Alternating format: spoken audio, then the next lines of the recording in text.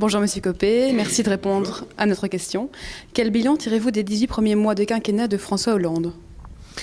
Ah, écoutez, je pense que malheureusement, ce que nous pouvions craindre est arrivé. Le choix qui a été fait de politique économique en France, qui a consisté depuis 18 mois à augmenter les impôts, les taxes, les dépenses publiques, et à renoncer à des réformes de structure dont notre pays a besoin, le temps de travail, l'école, les retraites, a conduit aujourd'hui à une situation de croissance totalement nulle. Et de grandes préoccupations pour nous en termes d'emploi et puis aussi de pouvoir d'achat des Français. Donc cette situation est très préoccupante et explique que l'UMP que je préside propose aux Français une autre feuille de route basée sur la liberté économique, sur l'autorité de l'État aussi, dans le domaine de la sécurité.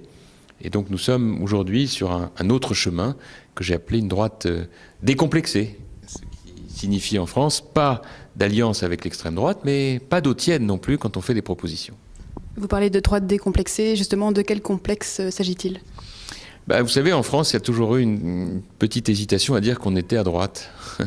À gauche, ce serait réputé normal, à droite, ce serait toujours un peu une surprise.